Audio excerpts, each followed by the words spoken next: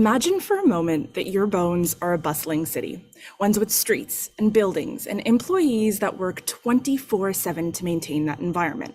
Now picture an unwelcome visitor, invasive cells that have traveled from another area and are now taking up residence in that very city. This once harmonious community is now experiencing detrimental consequences to its existing infrastructure. For many patients with prostate cancer, this is often a reality. Despite cancer growth beginning in the prostate, the favorable environment of the bone allows invasive cells to migrate from the bloodstream and into the bone, which drastically reduces its quality. This leads to a higher incidence of fractures, severe pain, and impaired mobility. However, the very complexity of bone is what makes it so challenging to study. The dense and mineralized microenvironment, which was presented on the bottom of the slide here, has several cells embedded within it. Once the cancer cell invades into the bone, it interacts with those very bone cells and promotes cancer growth. So when we attempt to study these interactions using traditional lab techniques, we often fall short.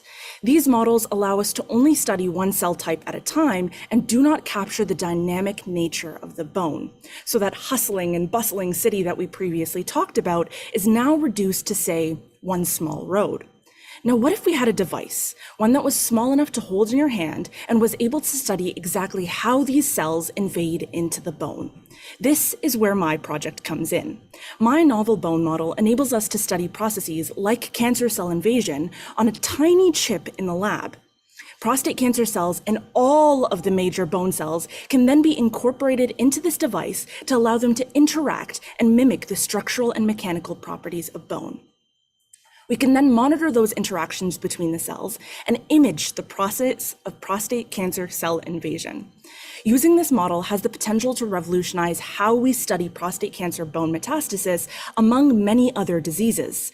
This work allows us to go from trying to understand that complex bone that we see on the left there to using that small chip on the right. By developing a more accurate model, we can begin to test new therapies, accelerate drug trials, develop more personalized treatments, and ultimately paint a clearer picture of what is happening at the cellular level.